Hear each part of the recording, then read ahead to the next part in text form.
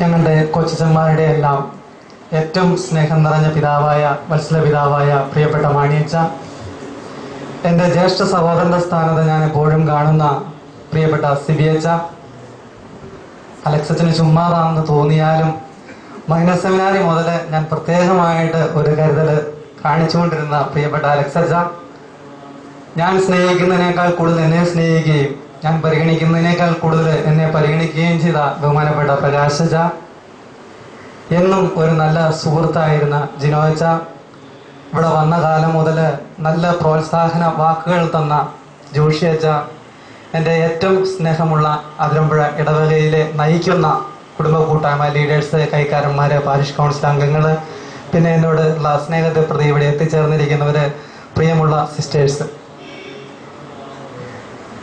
ഞാൻ ഹൈദരാബാദിന് പോകുന്നതിന് മുമ്പ് 2-3 ബന്ധുക്കളുടെ വീടുകളിലൂടെ യാത്ര പറയാനായിട്ട് പോയി. എൻ്റെ സ്വരം ഇടണമെന്നുണ്ട്, കരയുന്നോണ്ടല്ല കേട്ടോ, മേലാത്ത അലക്സച്ചൻ വന്ന സെയിം ഡയലോഗ് അച്ഛൻ പോകാൻ നേരം. അപ്പം ഞാനിങ്ങനെ യാത്ര പറയാൻ പോയപ്പോഴത്തേക്കിനും എടത്തുവായിൽ എൻ്റെ മമ്മിയുടെ 2 ചേച്ചിമാരുണ്ട്. അപ്പോൾ ഒരു ചേച്ചി പള്ളിയൊക്കെ ആയിട്ട് ആൻറ്റി വളരെ അടുത്ത് കഴിയുന്ന ആളാണ്. അപ്പം ആൻറ്റിക്ക് ഭയങ്കര നിർബന്ധം അവിടെ മഠത്തിൽ എന്നെ കൊണ്ടുപോകണമെന്നുണ്ട്. കാരണം നമ്മുടെ ഇവിടുത്തെ നേരത്തെ മദറാണ് ഇപ്പോൾ അവിടുത്തെ മദർ. അപ്പം ഞാൻ അവിടെ പോയി. അവിടെ ഒത്തിരി പ്രായമുള്ള സിസ്റ്റേഴ്സ് ഉണ്ട്. അപ്പോൾ സിസ്റ്റേഴ്സിനെ എല്ലാം ഇങ്ങനെ കണ്ടുകൊണ്ടിരുന്നു, വർത്തമാനം പറഞ്ഞുകൊണ്ടിരുന്നപ്പോഴത്തേനും മദർ എൻ്റെ അടുത്തേക്ക് വന്ന് പറഞ്ഞു, അച്ഛാ, ആലീസമ്മയുടെ അമ്മായി ഇവിടെയുണ്ട്. ആലീസമ്മേനെ നമുക്കറിയാം, ആലീസമ്മയുടെ പ്രായമൊക്കെ ഏകദേശം എല്ലാവർക്കും അറിയാം. അപ്പം ആലീസമ്മയുടെ അമ്മായിയുടെ പ്രായം, അതായത് അപ്പൻ്റെ പെങ്ങളുടെ പ്രായം നമുക്ക് ഊഹിക്കാവുന്നതേ ഉള്ളൂ. അപ്പം അമ്മ മുറിക്കകത്തിരിക്കുകയാണ്. വലിയ ഓർമ്മയൊന്നും കാണത്തില്ല അച്ഛാ, എങ്കിലും നമുക്കൊന്ന് കാണാം എന്ന് പറഞ്ഞു. അപ്പം ഞാൻ ഓർത്ത് ഇവിടെ വരുമ്പോൾ ആലീസമ്മയോട് പറയാമല്ലോ, അമ്മായിയെ കണ്ടെന്ന് പറയാമല്ലോ എന്ന് കരുതി ഞാൻ ആലീസമ്മയുടെ അമ്മായിയുടെ മുറിയിലേക്ക് കയറി ചെന്നപ്പോഴത്തേക്കിനും അമ്മ അവിടെ ഇരുന്ന് കൊന്തയൊക്കെ ചൊല്ലിക്കൊണ്ട് ഒരു കസേരയിൽ ഇങ്ങനെ ഇരിക്കുക. അപ്പം ഞാൻ അമ്മയുടെ ഇരിച്ചെന്ന് പറഞ്ഞു, അമ്മയെ, ഞാൻ അതിരമ്പുഴപ്പള്ളിയിൽ നിന്ന് വന്നേക്കുന്ന കൊച്ചച്ഛനാണ്. അമ്മയ്ക്ക് പരിചയമുള്ള ആരെങ്കിലും അതിരമ്പുഴപ്പള്ളിയിൽ ഉണ്ടോ എന്ന് ചോദിച്ചു. ഉണ്ട്, എൻ്റെ മരുമോള് ആലീസ്, അവൾ അവിടെയാണ് എന്ന് പറഞ്ഞു. അപ്പം അപ്പോൾ തന്നെ മദർ പറഞ്ഞു, നല്ല ഓർമ്മയുണ്ടല്ലോ, ഇപ്പം നല്ല ഓർമ്മയുള്ള സമയമാണ് എന്ന് പറഞ്ഞു. അമ്മയ്ക്ക് നല്ല പ്രായമുണ്ട് കേട്ടോ.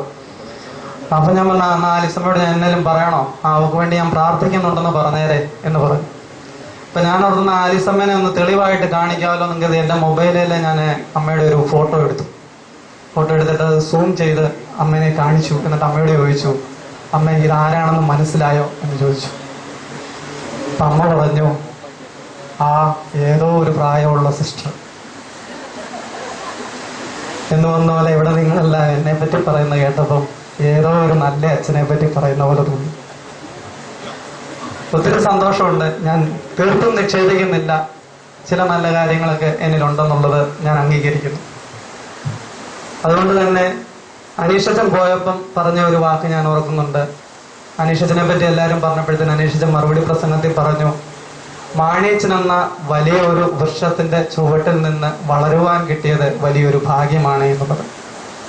തീർച്ചയായിട്ടും അത് വലിയൊരു ഭാഗ്യമാണ് മാണിയച്ചൻ്റെ കൂട്ടത്തിലെ കൊച്ചച്ഛനായിട്ട് വരുവാനായിട്ട് സാധിക്കുക എന്നുള്ളത്. നിങ്ങൾക്ക് അറിയാമെന്ന് അറിഞ്ഞുകൂടാ, എല്ലാ കൊച്ചച്ഛന്മാരാകുന്ന അച്ഛന്മാരുടെയും ആഗ്രഹമാണ് മാണിയച്ചൻ്റെ കീഴിൽ കൊച്ചച്ഛനായിട്ട് വരിക എന്നുള്ളത്. അതുപോലെ തന്നെ മാണിയച്ചൻ ബാക്കി എല്ലായിടത്തോട്ടും മരമനെന്ന് കൊച്ചച്ഛന്മാരെ കൊടുക്കുകയാണെങ്കിൽ മാണിയച്ചൻ്റെ സ്വഭാവം, അച്ഛൻ ഇച്ചിരി പിടിപാടൊക്കെ ഉള്ള കാരണം ഇച്ചിരി കഴിവുള്ള ചില നല്ല അച്ഛന്മാരെ ചോദിച്ച് തന്നെ ഇങ്ങനെ വാങ്ങിക്കും.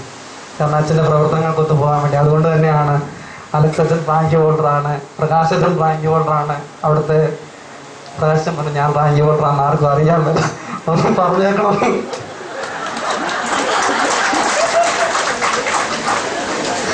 അച്ഛനും ആലോചനയെല്ലാം റാങ്ക് ഹോൾഡർ. അപ്പൊ ഇവരെല്ലാം വളരെ പ്രഗത്ഭരാണ്. ഞാനിവിടെ മാണിയച്ചൻ്റെ അടുക്ക് വരാൻ കാര്യം റോമിൽ പഠിക്കാൻ പോയി എന്നുള്ള ഒറ്റ കാരണമേ ഉള്ളൂ.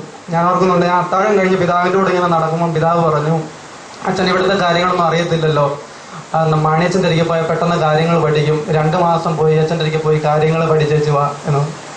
അച്ഛനീ പറഞ്ഞതുപോലെ പിതാവിനോട് പറഞ്ഞു കാണും. ആ 2 മാസം എന്നുള്ളത് ഇന്നേക്ക് 3 വർഷമായിട്ട് എനിക്ക് നീട്ടിക്കിട്ടി. അത് വലിയൊരു ഭാഗ്യമായിട്ട് കരുതുന്നു. അച്ഛൻ്റെ സ്നേഹവും കരുതലും ഒക്കെ അനുഭവിച്ച് ഇവിടെ 3 വർഷം കഴിയുവാൻ സാധിച്ചത് കൊണ്ടാണ് ഇത്രമാത്രം നന്മകൾ നിങ്ങൾ എന്നെ പറ്റി പറഞ്ഞത്. ഇനി ഞാൻ എത്ര മോശക്കാരനായിരുന്നുവെങ്കിലും, ഇത്രയൊന്നും നന്മകളൊന്നും ഞാൻ ചെയ്തില്ലെങ്കിലും ഉറപ്പായിട്ടും മാണിയച്ചൻ്റെ കീഴിൽ പ്രവർത്തിക്കുവാൻ സാധിച്ചിരുന്നെങ്കിൽ ഇതെല്ലാം ഞങ്ങൾക്ക് കേൾക്കാം, എല്ലാ അച്ഛന്മാർക്കും കേൾക്കാം. അത് ഞങ്ങളുടെ കഴിവല്ല, വികാരിയച്ഛൻ്റെ കഴിവാണെന്ന് ഞങ്ങൾ ഇവിടെ ഇരിക്കുന്ന കൊച്ചന്മാരെല്ലാവരും സമ്മതിക്കും. ഞാൻ ഓർക്കുന്നുണ്ട്, ഞാൻ പോകുമ്പോൾ എനിക്ക് ഇവിടുന്ന് ഒരു സങ്കടവും ഇല്ലായിരുന്നു, ആത്മാർത്ഥം ഒരു സങ്കടവും ഇല്ലായിരുന്നു. പക്ഷെ നിങ്ങൾ ഓർക്കുന്നുണ്ടോന്ന് അറിയത്തില്ല, അന്ന് കൂട്ടായ്മ ലീഡേഴ്സിന്റെ മീറ്റിംഗ് ഇതുവഴി നടക്കുമ്പോൾ കൊച്ചന്മാർ എന്നെ വിളിച്ചു വരുത്തി. അപ്പം അതുവരെ എനിക്കൊരു സങ്കടമായി. പക്ഷെ മാണിജിനെ പറ്റി എന്തോ അന്നപ്പോൾ പറഞ്ഞപ്പം പെട്ടെന്ന് എനിക്ക് അങ്ങ് ഇച്ചിരി വിഷമമായി പോയി, ഞാൻ അങ്ങ് ഇറങ്ങിപ്പോയി. അപ്പൊ അന്ന് ഞാൻ മനസ്സിലാക്കിയ ഒരു സത്യം, വികാരിച്ചൻ ഇല്ലാതെ പോയതാണ് വിഷമം ഇല്ലാത്തത് എന്നുള്ളൊരു തോന്നലായിരുന്നു. ഞാൻ കൊച്ചന്മാരോട് പറയുന്നു, ഒരുപക്ഷെ സങ്കടം തോന്നാത്തത് വികാരിച്ചൻ ഇവിടെ ഇല്ലാത്തത് കൊണ്ടായിരിക്കാം എന്ന് പറയും. അപ്പൊ അതുപോലെ സ്നേഹവും വാത്സല്യവും അച്ഛൻ്റെ കയ്യിൽ നിന്ന് കിട്ടിയിട്ടുണ്ട്, കരുതൽ കിട്ടിയിട്ടുണ്ട്.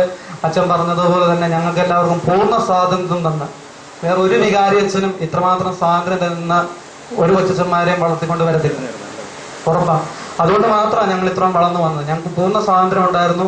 എന്നാലും ഞങ്ങൾ എന്തെങ്കിലും തെറ്റ് കാണിച്ചാൽ അത് വേണ്ട രീതിയിൽ തിരുത്തി ഞങ്ങളെ മുൻപോട്ട് കൊണ്ടുപോകാനായിട്ടുള്ള കഴിവ് അച്ഛനുണ്ട്. ഒരിക്കലും ഞങ്ങളുടെ ആരുടെയും ജീവിതത്തിൽ, കൊച്ചന്മാരുടെ ആരുടെയും ജീവിതത്തിൽ ഞാൻ ചിലപ്പം ചിലരൊക്കെ പറയും അച്ഛന്റെ ഭാഗത്തുനിന്ന് എന്ത് തെറ്റുണ്ടായാലും, സിബേച്ചൻ എപ്പോഴും പറയുന്ന അച്ഛന്റെ ഭാഗത്തുനിന്ന് എന്ത് തെറ്റുണ്ടായാലും മാണിച്ചന്റെ ഭാഗത്തുനിന്ന് ഉണ്ടായാലും അതെല്ലാം പൊറുക്കപ്പെടും. കാരണം സ്വർഗത്തിൽ ചെല്ലുമ്പോൾ അതെല്ലാം പൊറുക്കപ്പെടും. കാരണം അത്രമാത്രം സ്വന്തം ജീവിതം മുഴുവനും സഭയ്ക്ക് വേണ്ടിയിട്ട് അങ്ങേയറ്റം ആത്മാർത്ഥതയോടുകൂടി സേവനം ചെയ്യുന്ന ഒരു വൈദികനാണ് അച്ഛനൊരു. പക്ഷെ അച്ഛനായില്ലായിരുന്നെങ്കിൽ ഇന്ന് കേരളത്തിന്റെ മുഖ്യമന്ത്രി ആയേനെ, ഒരു സംശയമില്ലാത്ത കാര്യം. അതുപോലെ പ്രഗത്ഭനായ ഒരു വികാരിച്ചനാണ് നിങ്ങൾക്ക് കിട്ടിയിരിക്കുന്നത് എന്നുള്ളത് നിങ്ങൾക്ക് അഭിമാനിക്കാം. ഈ പറഞ്ഞതുപോലെ നിൽക്കുന്ന നിപ്പില് വളർന്നുകൊണ്ടിരിക്കുന്ന അതിരമ്പുഴപ്പള്ളിയാണ് നമ്മൾ കാണുന്നത്. ഞാൻ ആശുപത്രിയിലായിരുന്നു, അച്ഛന്മാര് പറഞ്ഞതുപോലെ. അപ്പൊ ആശുപത്രിയിലായിരുന്നപ്പോഴത്തേനും ഇങ്ങോട്ട് വരുന്നതിന്റെ അന്ന് ഉച്ചയായപ്പോഴും ഡോക്ടർ എൻ്റെ അടുക്കൽ ഒന്ന് പറഞ്ഞു പോകാൻ പറ്റത്തില്ല എന്ന് പറഞ്ഞു. അപ്പം എൻ്റെ കൂട്ടത്തിൽ നിന്ന് ഒരു അച്ഛൻ പറഞ്ഞു. അപ്പം ഞാൻ പറഞ്ഞു ഇങ്ങനെ എനിക്ക് സെൻഡ് ഓഫ് ഉണ്ട് പോകണമെന്നൊക്കെ പറഞ്ഞപ്പോഴത്തേനും കൂട്ടത്തിൽ നിന്ന് ഒരു അച്ഛൻ പറഞ്ഞു, father James don't be childish, നന്നായിട്ട് ചിന്തിക്കുക, സ്വന്തം ആരോഗ്യത്തിന്റെ കാര്യമാണ്, അവിടുത്തെ കാര്യമൊക്കെ മാറ്റി വെക്കാവുന്നതാണ് എന്ന് പറഞ്ഞു. അത് കഴിഞ്ഞിട്ട് ഉച്ച കഴിഞ്ഞിട്ട് അച്ഛൻ എൻ്റെ അടുക്കൽ വന്നേച്ച് പിന്നെ പറഞ്ഞു, അല്ലച്ച ഞാൻ കണ്ടു ഫേസ്ബുക്കിൽ അവർ വളരെ കാര്യമായിട്ട് അച്ഛനെ പ്രതീക്ഷിച്ചിരിക്കുകയാണ്, അച്ഛൻ പോകണം, നമ്മുടെ ഫേസ്ബുക്കിൽ ഇന്റർനെറ്റിൽ അച്ഛൻ കണ്ടതാണെന്ന് പറഞ്ഞു.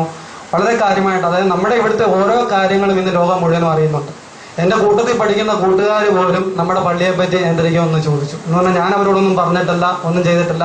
അത്രമാത്രം അതിപ്പം അച്ഛൻ്റെ കൂട്ടത്തിൽ വരുന്ന അച്ഛൻ ആത്മാർത്ഥമായിട്ട് പ്രവർത്തിക്കുന്നുണ്ട്. അതുകൊണ്ട് ഓരോ കാലഘട്ടത്തിലും വരുന്ന കൊച്ചന്മാര് അതിന് വേണ്ടുന്ന രീതിയിലുള്ള സഹകരണം നൽകുന്നുണ്ട്. ഇപ്പം ജിനോച്ചൻ ഒരു ദൈവാനുഗ്രഹം പോലെ, ഞാൻ അച്ഛനോട് പറയാം, ഈ നിമിഷത്തിൽ ജിനോച്ചൻ ഇവിടെ വന്ന ഒരു ദൈവാനുഗ്രഹം പോലെ. കാരണം ഇപ്പം ആ ഒരു രീതിയിലുള്ള ഡെവലപ്മെന്റ് ബാക്കിയുള്ളവരുടെ കൂട്ടത്തിൽ നിന്ന് നമ്മുടെ പള്ളിക്ക് ലഭിക്കുന്നുണ്ട്.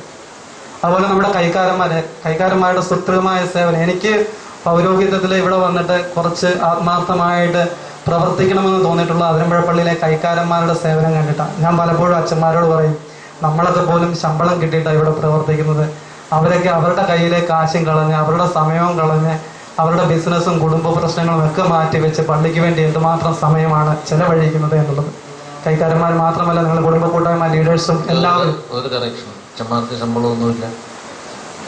ഇവിടെ ശമ്പളമായി ജോലി ചെയ്യാൻ 1 ലക്ഷം രൂപ നിങ്ങൾ ശമ്പളം നൽകിയാൽ ഇവിടെ ഒരൊറ്റ അച്ഛനും ശമ്പളം എന്ന നിലയിൽ മതിയാവില്ല. പറ്റുമോ കൊടുക്കാൻ? 1500 രൂപ. ഇവിടുത്തെ പിയൂണ് 18,000 രൂപ ശമ്പളം. അത് ആവർത്തിക്കാൻ പാടില്ല. ഓക്കെ, ആവർത്തിക്കുന്നില്ല. അപ്പൊ ഞാൻ പറയായിരുന്നു, നിങ്ങളുടെ ഇത്രമാത്രം സ്തുത്യർഹമായ ഈ സേവനം, അച്ഛന്റെ പ്രവർത്തനങ്ങളോട് ചേർന്ന് നിന്നുള്ള ഈ സേവനം തീർച്ചയായിട്ടും നിങ്ങളുടെ പള്ളിയെ വളർത്തി വലിയൊരു നിലയിലെത്തിക്കും. അതിന് നിങ്ങളുടെ എല്ലാവരുടെയും സഹകരണം ഇനിയും ഉണ്ടാകണം. അതുപോലെ തന്നെ നമ്മുടെ പള്ളിയിലെ എല്ലാ സ്റ്റാഫുകളും, ഞാൻ ആരുടെയും പേരെടുത്ത് പറയുന്നില്ല, സാധാരണ യാത്രയയപ്പ് സമയം എൻ്റെ ജീവിതത്തിൽ ആദ്യമായിട്ട് ഒരു പേഴ്സണൽ യാത്രയയപ്പ് എനിക്ക് കിട്ടുന്നതെന്ന് തോന്നുന്നു. മറ്റെല്ലാം സെമിനാരിൽ പോരുമ്പോഴൊക്കെ ഇങ്ങനെ ഗ്രൂപ്പായിട്ടുള്ള യാത്രയയപ്പുകളുണ്ട്. ഇപ്പം യാത്രയയപ്പുകളിലേക്ക് സമയത്ത് പറയുന്നത് കേട്ടിട്ടുണ്ട്, ആരെയെങ്കിലും വേദനിപ്പിച്ചിട്ടുണ്ടെങ്കിൽ ക്ഷമിക്കണമെന്ന്. ഞാൻ ആ വാക്ക് പറയുന്നില്ല. കാരണം ഞാൻ എൻ്റെ ഉള്ളിൽ ആത്മാർത്ഥമായിട്ട് പറയുന്നു, ആരെയും അറിഞ്ഞുകൊണ്ട് ഞാൻ ഇന്നേ വരെ വേദനിപ്പിച്ചിട്ടില്ല. ഞാൻ തിരിഞ്ഞു നോക്കിയാൽ ഞാൻ പലപ്പോഴും ചിന്തിക്കും, എൻ്റെ മനസ്സിലെ ആത്മാർത്ഥമായ വിരോധം ആരോടും ഇല്ല. ആ വാക്ക് ഉപയോഗിക്കുന്നത് ശരിയല്ലായിരിക്കാം. ആത്മാർത്ഥമായ വിരോധം ആരോടും ഇല്ല, ആരോടും ഒരു പിണക്കവും ഇല്ല. എനിക്ക് പിണക്കം തോന്നുന്ന ഒരു വ്യക്തി പോലും ഇല്ല. അതുകൊണ്ട് അങ്ങനെ ഒരു വാക്ക് ഞാൻ പറയുന്നില്ല. നിങ്ങളുടെ പ്രാർത്ഥനകളിൽ എന്നെ തീർച്ചയായിട്ടും ഓർക്കുക. പിന്നെ അച്ഛൻ സൂചിപ്പിച്ച പോലെ അച്ഛൻ വിഷമിക്കൊന്നും വേണ്ട, എനിക്ക് സന്തോഷമേ ഉള്ളൂ. കാരണം ഞാനിങ്ങനെ വ്യത്യസ്തമായ തലങ്ങൾ ഇഷ്ടപ്പെടുന്ന വ്യക്തിയാണ്. പിന്നെ അച്ഛൻ സജസ്റ്റ് ചെയ്ത ഒരു മാർഗം ഒരിക്കലും എനിക്ക് മോശമാവുകയില്ല എന്ന് എനിക്ക് ഉറപ്പുണ്ട്.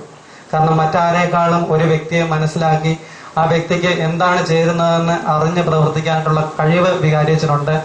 ആ കഴിവനുസരിച്ചാണ് അച്ഛനത് സജസ്റ്റ് ചെയ്തത്. എനിക്ക് യാതൊരു സങ്കടവും ഇല്ല. നിങ്ങൾ ആരും വിചാരിക്കുന്നത് പോലെ സന്തോഷമേ ഉള്ളൂ.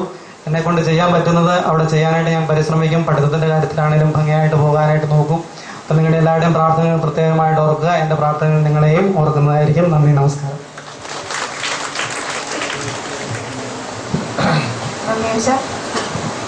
ഉപഹാര സമർപ്പണത്തിനുള്ള സമയമാണ്.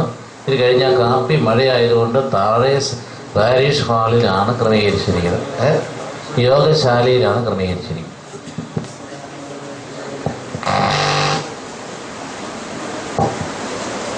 ഓരോ സംഘടനാംഗങ്ങൾക്ക് മുൻപോട്ട് വന്ന് ബഹുമാനപ്പെട്ട അച്ഛന് ഉപകാരങ്ങൾ സമർപ്പിക്കാവുന്നതാണ്.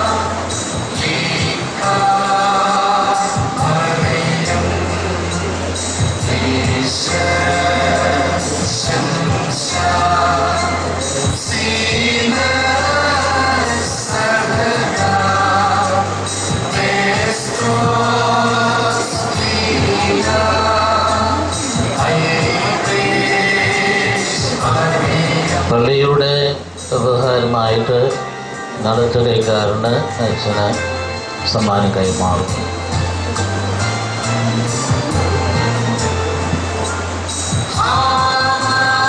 കൈയടിച്ചേക്കാം.